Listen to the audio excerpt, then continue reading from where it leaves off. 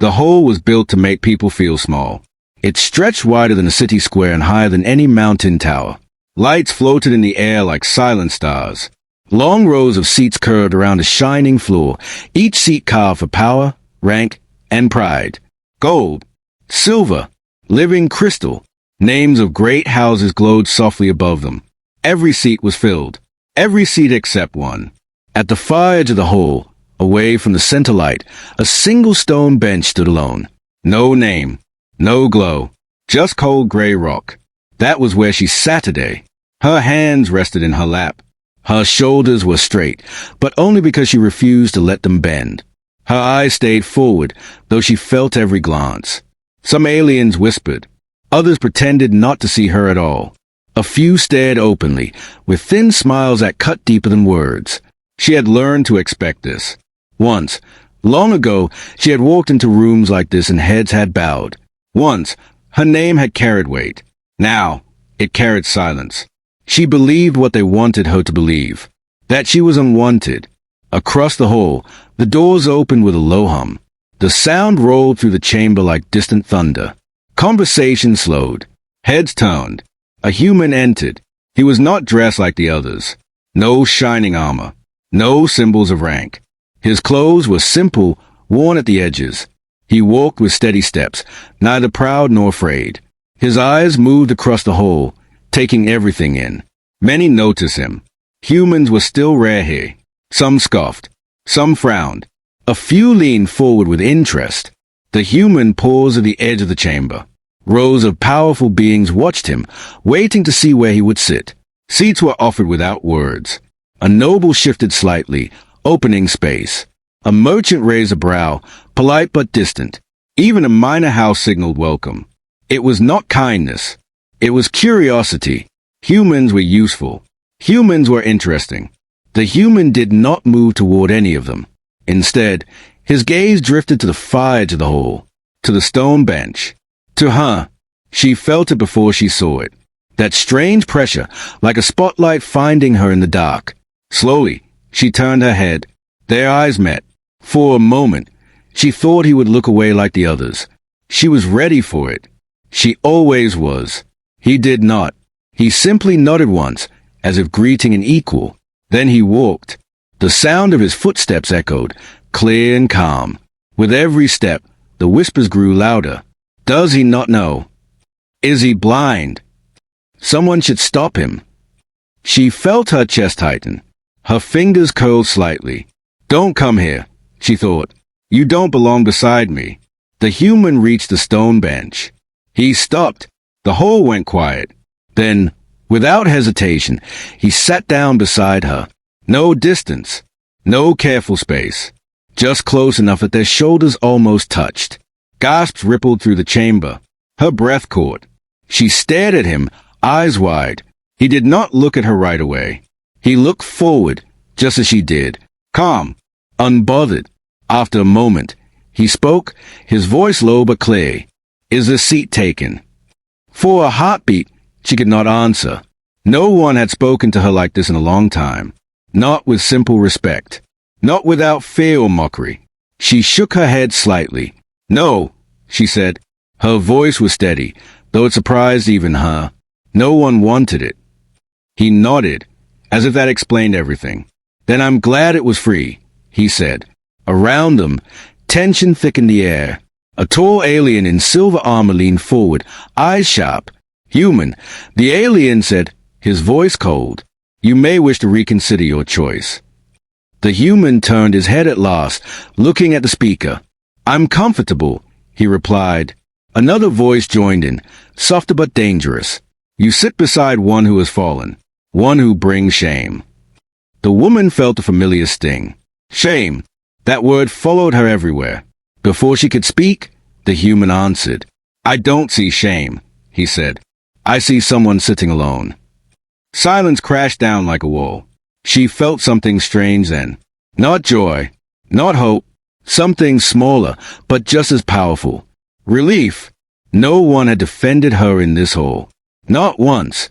She leaned back slightly, as if afraid the moment would break if she moved too much. You shouldn't stay, she whispered to him, barely moving her lips. They will remember your face." He glanced at her, and this time there was a hint of warmth in his eyes. "I don't mind being remembered," he said. More whispers spread. "That is the one they blamed. She failed them. She was cast aside for a reason." She closed her eyes for a second, letting the words pass through her like wind through ruins. She had survived worse. When she opened them again, the human was still there, still sitting, still choosing the seat no one took. At the center of the hole, an elder figure rose slowly. Power rolled off him in waves. "This gathering will begin," the elder announced. His gaze lingered on the stone bench. All will be judged by their place and presence. The human did not move. Neither did she. As the lights dimmed and the chamber focused inward, something unseen shifted. Not in the walls, not in the seats, in the idea of belonging. She had come here expecting nothing. Another reminder of what she had lost. Another hour of silence. Instead, a stranger had sat beside her as though she mattered, as though she were worthy of a place, as though she were a queen. And somewhere in the watching shadows, powerful eyes narrowed, not at her, but at the human who had chosen her. Because now, they had to ask a dangerous question. Why had a human taken the seat no one wanted? And what did he know that they did not? The hall remained tense long after the elder began to speak. Words about order, rank, and duty flowed through the chamber, but many were no longer listening. Too many eyes kept drifting toward the stone bench, toward the woman who sat there, toward the human beside her. She felt it all, the weight of attention, the sharp edges of memory. She had once sat closer to the center, not on stone, on living crystal shaped to her form. Her people had stood behind her then, proud and loud. Her name had been spoken with respect, with hope. That life felt very far away now. The human shifted slightly, careful not to disturb her. He noticed how still she sat, like someone afraid that any movement might draw pain. "You don't have to stay quiet," he said softly. "Not with me." She gave a small, tired smile. "I learned that silence keeps wounds from opening," she replied. He accepted that answer, but he did not turn away. Across the hall, an alien noble hissed under his breath. "She should not be here." Another answered, louder, "She is here because she refuses to leave." The words cut, but she did not react. She had heard worse, much worse. The human did not miss them. He leaned back slightly, folding his arms. "They talk about you like you're a story they already finished," he said. She exhaled slowly. "They finished it for me." At the edge of the chamber, a group of her own kind stood together. Same skin tone, same glowing eyes. None of them looked at her. Their backs were turned, as if she was something fragile that might break if noticed. That hurt more than the whispers. The human followed her gaze. "Your people?" he asked. "Yes," she said. "Or what remains of them?" He frowned. "They don't look proud." "They are," she answered. "Just not of me." Her hands tightened in her lap. Long ago, a war had come to her world. Not a grand one filled with songs, but a slow, brutal conflict. Borders burned. Promises failed. Someone had to be blamed when the losses became too heavy. She had been close enough to touch the truth, and weak enough to carry it alone. "They said I chose wrong," she continued. "That my decisions cost lives." The human waited. He did not interrupt. That surprised her. "I chose mercy," she said. "They wanted fire." Her voice did not shake. It had broken long before today. "The council called it failure," she went on. "My people called it betrayal." She looked at the floor. "So they cast me aside, to protect the story they wanted to tell." The human was quiet for a moment. Then he said, "On my world, mercy is not weakness." She laughed softly, without humor. "Hey, it is." Across the hall, a sharp voice rang out. "Human," a council guard said, stepping forward. "You sit too close to a marked one." The guard's armor gleamed with power. His hand rested near his weapon. The woman felt a familiar fear rise. Not for herself. For him. She turned slightly toward the human. "Please," she whispered. "They are serious." He met her eyes. "So am I." The guard frowned. You do not understand. She brings misfortune. Her presence divides. The human looked past him, toward the watching council. Then maybe the division was already there, he said calmly. Murmurs spread again, louder this time. She poisoned him. He will regret this. Humans are foolish. The elder raised a hand, silencing the room. The past of this one is known, the elder said, his voice deep and heavy. Her choices led to suffering. The woman closed her eyes. She had expected this. Judgment was all that remained to her. Then the human spoke. Who's suffering? He asked. The elder paused. Many. That's not an answer, the human replied. A ripple of shock moved through the hall. No one questioned the elder like that. The elder's eyes narrowed. Be careful, human. I am, the human said. That's why I'm asking. The woman opened her eyes, stunned. No one had ever asked that question for her. The elder did not reply right away. Instead, another voice rose from the side. An old commander, scarred and stiff. She stood between us and total war, the commander admitted. She refused a final strike. The whole stilled. She disobeyed orders, the commander continued, and took the blame when the ceasefire failed. The woman felt her breath leave her body. The truth, spoken aloud. The human turned to her slowly. You tried to stop it. She nodded once. They needed someone to carry the failure, the commander said. She was convenient. Silence fell like dust. The human leaned forward, resting his elbows on his knees. So you broke her, he said, not angry, not loud, and cold at justice. No one answered. The woman felt something crack inside her chest. Not pain this time. Release. She had told herself the truth did not matter, that it never would. But someone had heard it, and believed it. Around them, the council shifted uncomfortably.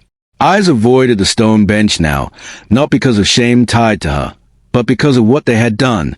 The human sat back beside her again. You're not unwanted, he said quietly. You were just inconvenient.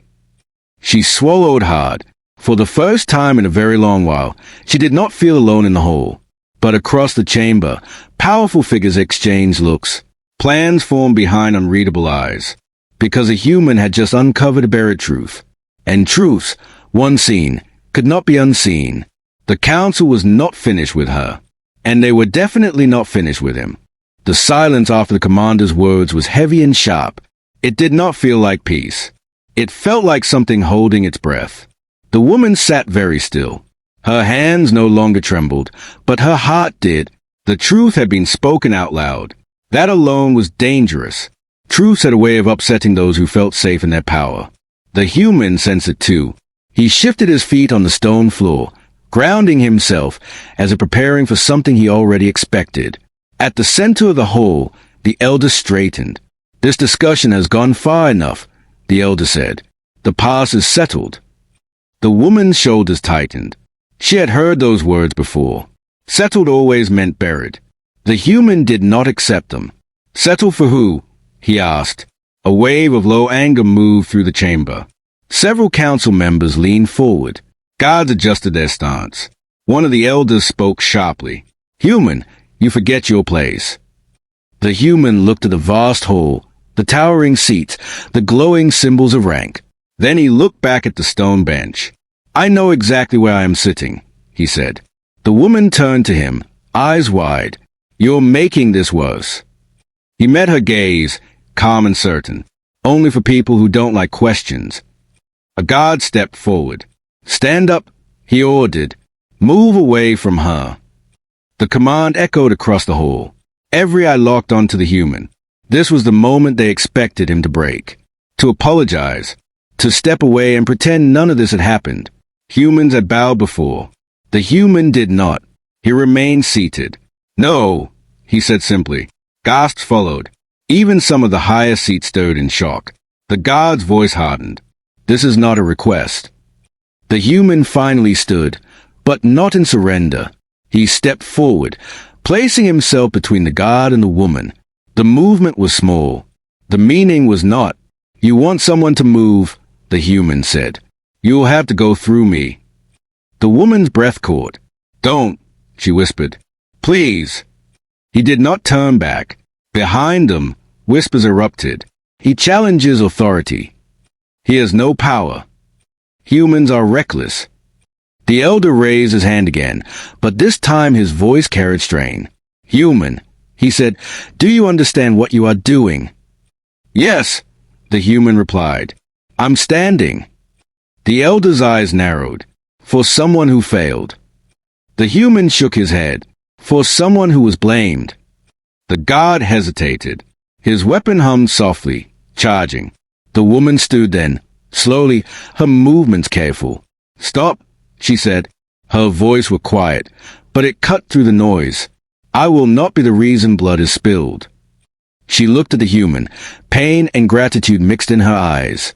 "I survived exile," she continued. "I can survive this." The human glanced at her. "You shouldn't have to." Before she could answer, another sound rose. Footsteps. Not one pair. Many.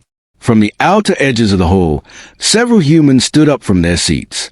Traders, engineers, observers, none of high rank, all watching closely.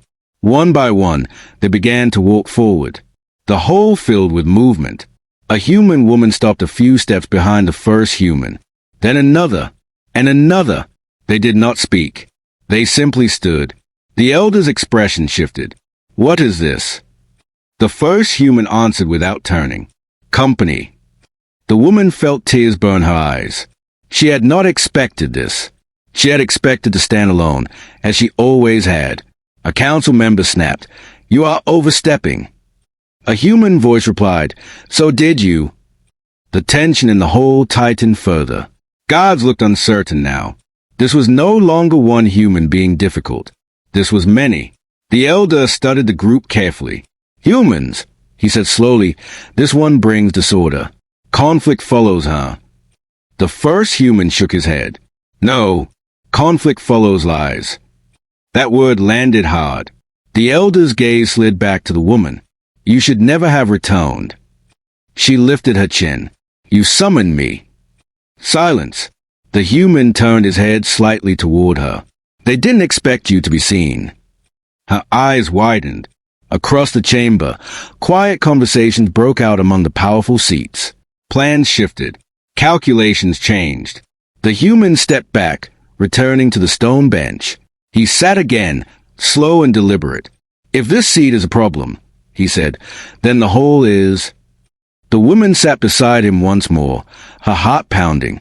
Around them, guards stood frozen, unsure who to obey. The elder finally spoke, voice controlled but cold. "This gathering will pause." Lights dimmed slightly. Signals flashed. But before the session ended, the elder added one final line. "This matter is not closed." The human did not respond. He did not bow. He did not leave. He stayed seated beside the one they cast aside.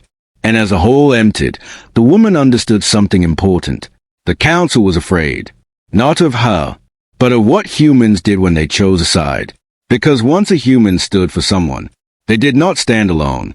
The hall did not empty the way it usually did. Normally, when the council paused a gathering, the powerful left first.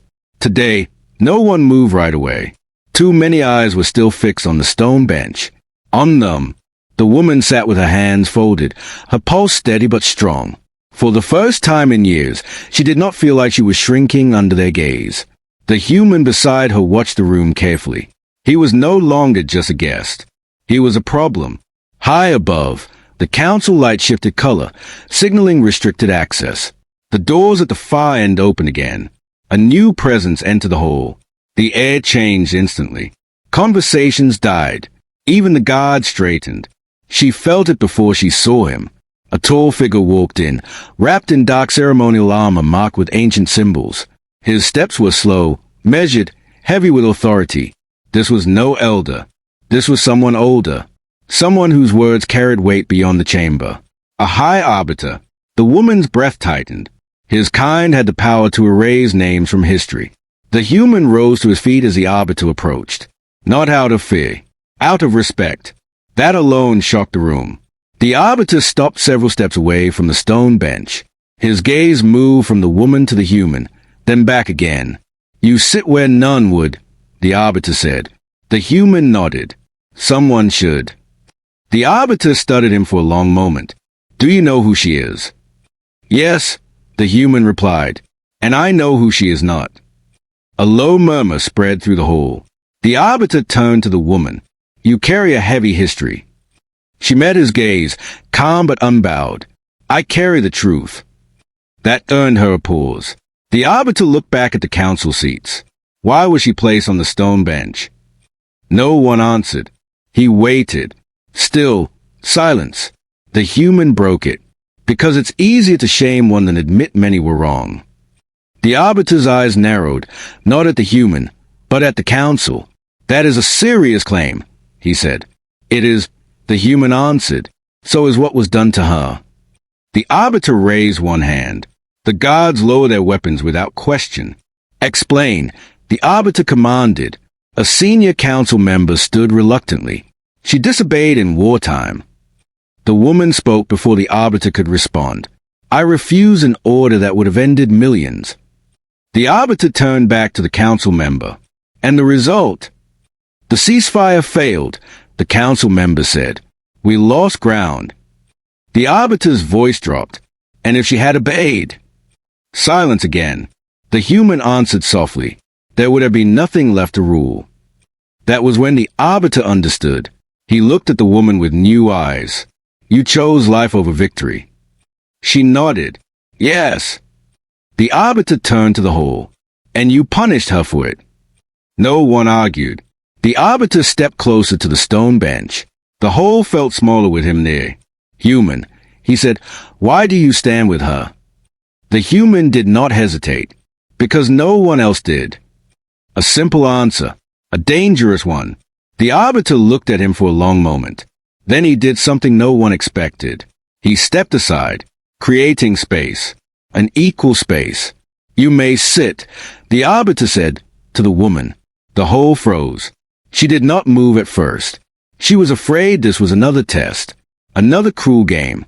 The human stood and offered his hand. "Only if you want to," he said. She looked at his hand, then at the arbiter, then at the empty space beside the stone bench where light now touched the floor. Slowly, she rose. Each step felt unreal, as if the hole itself was holding its breath. She sat today, not on stone, but on a seat shaped by light, a seat of recognition. Gasps echoed around the chamber. The arbiter turned to the council. "This matter is not finished," he said, "but it will no longer be hidden." His gaze hardened, and the one who stood with her will be heard. Eyes snapped to the human. Powerful beings whispered urgently now. Plans shifted again. The arbiter gave one final look to the pair. "Be ready," he said. "Truth invites resistance." Then he turned and left. The lights returned to normal. But the hole would never feel the same again. The woman sat silently, her hands resting on the glowing seat. She did not cry. She did not smile. She simply breathed. The human sat beside her once more, closer now. "You did nothing wrong," he said. She closed her eyes. For the first time since her fall, she believed it. Yet across the chamber, shadows gathered, because those who had built their power on her silence would not surrender it easily. And now, the one who had stood for her had stepped into something far larger than a single seat. The next move would not be kind. The light beneath the woman's seat was soft, steady, and warm. It felt unreal. She sat perfectly still, afraid that if she moved too much, it would vanish. The stone bench beside her looked smaller now, like a memory that had lost its power.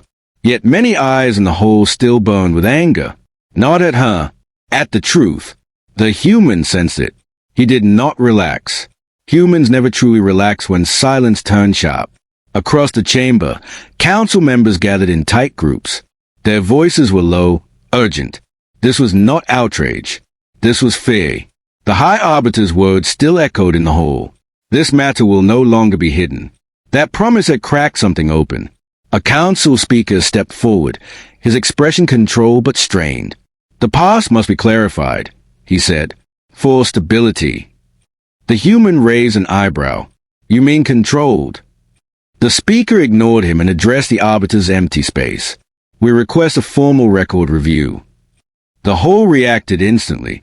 Records were sacred. Records were dangerous. The woman's heart sank.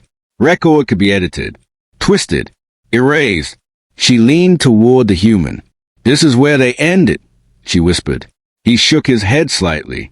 "Not today." The lights dimmed again. Symbols flared above the central floor as ancient systems activated. A memory archive awakened. Images formed in the air. The war. Broken worlds. Burning skies. Fleets clashing in silence. She saw herself again, younger, standing before a command circle. Her voice, calm but shaking. "Do not fire. There are still civilians." The image froze. Another voice followed. A council voice. "We cannot appear weak." The scene moved forward. The order was given. Not by her. By them. Gasps spread through the hall. The human clenched his jaw. More images appeared. Data. Reports. Quiet meetings held after the failure. "She will take responsibility," one voice said. "History needs a single fault," said another. The woman felt cold. She remembered those words. Spoken softly, kindly, like a mercy. She had agreed. The whole watched as the truth unfolded. Step by step, lie by lie. The human spoke quietly, almost to himself. "You didn't fail them. You protected them." The archive ended. Silence followed. Heavy. Absolute. The council speaker swallowed. These records were incomplete. The human laughed once, sharp and bitter. Funny how truth keeps going missing. The woman stood slowly. Every movement felt deliberate now. No fear. Only clarity. "I accepted exile," she said. Her voice carried through the hall. "Because I believed someone had to carry the blame." She looked directly at the council. "I did not know you would erase the truth entirely." A council member snapped, "You were complicit." She nodded. "Yes, I was." That stunned them. "I was complicit in my own silence," she continued. "But silence does not change facts." The whole felt different now. Less certain. Less controlled. The human stepped beside her. "She kept your worlds alive," he said. "You kept your power." One elder slammed his hand down. "Enough!" God stepped forward again. This time, slower. The arbiter's voice echoed suddenly through the hall, transmitted from beyond. "Stand down." The guards froze. "Proceed," the arbiter commanded. The council speaker's composure cracked. "If this truth stands, alliances will break. Authority will weaken." The woman met his eyes. Then it was never strong. The human placed a hand over his chest. "Humans have a word for this," he said. "Consequences." Murmurs spread. The council speaker straightened. "What do you want?" The woman did not answer right away. She looked at the hole, at the seats, at the beings who once erased her. "I want nothing from you," she said at last. "I want the truth to stand without me." That was the most dangerous thing she could have said. The human smiled slightly. "She's already free." The council realized then what they had lost. They could not control her anymore. They could not shame her. They could not silence her without exposing themselves further. The speaker nodded stiffly. "The record will be amended." The woman shook her head. "No, it will be restored." A small difference. A massive shift. The lights flared once more, sealing the archive. The whole buzzed with unrest. The human leaned toward her. "They're not done." She knew, because truth did not end battles. It started them. And across the chamber, those who had built their power on her fall were already planning their next move. This time, they would not attack her directly. They would attack the human who had helped her stand. And that would change everything. The whole felt colder after the records were sealed. Not because the lights dimmed, but because something invisible had been broken. The council no longer held the same weight. Their voices sounded thinner now, their movements careful. Power was slipping. The woman sensed at the moment she sat back down.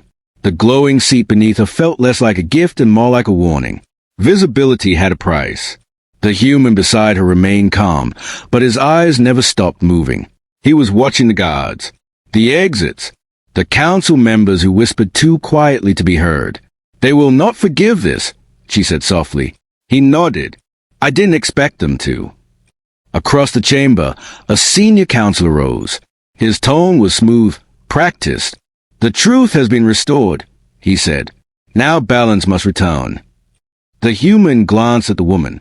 That's usually the part where they pretend nothing happened. The counselor continued. We offer reconciliation. The past will be acknowledged. The woman felt a familiar anger stir. Not rage. Disappointment. She stood. I did not come here for your forgiveness, she said. I came because you summoned me. The counselor spread his hands. Then accept what is offered. Return to your people. Your title can be restored. Whispers broke out instantly. The human stiffened. She looked at the counselor carefully. On what terms? On silence, he answered without hesitation. The word hung in the air. The human laughed quietly. There it is. The woman closed her eyes for a moment. Once, that offer would have broken her. Once, she would have taken it just to belong again. She opened her eyes. No, she said. The whole reacted sharply. You refuse? The counselor asked. Yes. Gasps echoed. The counselor's expression hardened. Then you leave us no choice. Before he could finish, a new sound rose. Human voices. Clear. United. We choose her. Every human in the chamber stood at once. Not slowly. Not in fear. Together. The whole froze. The woman turned. Stunned. Humans filled the lower rows now. Engineers. Pilots. Medics. Traders. None of power. All of presence. The human beside her stood too. When humans choose, he said, voice calm but firm, we don't choose halfway. The counselor stepped back. You cannot interfere in internal matters. A human voice answered from the crowd. You made it public. Another added, you made it moral. The woman felt tears rise, uninvited. She had been cast aside by her own kind. Now an entire species stood for her. The elder gods hesitated. This was no riot. This was not violence. This was alignment. The arbiter's voice returned, echoing through the hall. The humans have the right to stand, he said. They have broken no law. The counselor clenched his jaw. Then they will share her consequences. The human beside her turned slightly. Good. She grabbed his sleeve. You don't know what they can do. He met her eyes. We know what we can do. He turned to the hole. She will not return to silence, he said. And if that makes us inconvenient, so be it. The council realized then that this was no longer about one woman. It was about a line being drawn. The counselor spoke again, voice tight. If you walk out with her, you will not be welcomed back. The human smiled faintly. We weren't invited. He extended his hand to the woman, not as rescue, as choice. She looked at it, at the human standing, at the council that had once defined her worth. Slowly, she placed her hand in his. I choose, she said. They turned toward the exit together. Humans stepped aside, forming a path, not in ceremony, in solidarity. As they walked, the whole watched in silence. No cheers, no threats, just the sound of footsteps. At the threshold, the woman paused and looked back one last time. You lost nothing today, she said. You only revealed what you never deserved to keep. Then she left. The doors closed behind them. The council sat frozen, surrounded by a truth they could no longer control. And in the corridor beyond the hall, surrounded by humans who had chosen her without condition, the woman felt something new settle in her chest. Not exile, belonging. But even as they walked away, distant systems began to shift. Sanctions, warnings, quiet orders moving through dark channels. The council would strike back, and when they did, they would learn what happened when humans chose their own. The corridor outside the council hall was long and quiet. For the first time in many years, the woman walked without lowering her eyes. Humans surrounded her, not guarding, not leading, simply walking beside her. Their steps were steady, calm, certain. It felt unreal, like stepping into a story she was never meant to live. Behind the sealed doors, power shifted. Ahead of her, something new waited. They reached an open platform that overlooked the city of many worlds. Ships moved through the sky like slow stars. Voices from 100 species blended into a single hum of life. The woman stopped. She looked out at it all, breathing deeply. "I don't know where I belong anymore," she said quietly. The human beside her did not answer right away. He stepped forward, then turned to face her. "You don't belong to them," he said, "and you don't owe anyone silence." He gestured to the humans around them. "You belong where you are seen." She felt her throat tighten. Once, she had begged her own people to hear her. Now, she did not need to ask. A human commander approached, respectful but direct. "The council has issued warnings. Trade pressure. Travel limits." The human nodded. "We expected that." The woman looked at him. "You're giving up a lot." He met her gaze. "We're choosing something better." She searched his face. "Why?" He smiled slightly. "Because someone once told us that mercy is weakness." He gestured back toward the council hall. "We disagreed." The humans around them murmured in quiet agreement. A ship descended onto the platform. Its design was simple, strong, human-made. The commander continued, "You can come with us. No titles, no expectations." The woman looked at the ship. Then she shook her head. "I will come," she said, "but not as someone hiding." She turned back toward the distant hall, now just a shape in the skyline. "They erased me once," she said. "They will not do it again." The human studied her. "Then you'll need a voice." She straightened. "I have one," she said. News traveled fast. Within hours, the truth spread beyond the council. Records shared. Stories retold.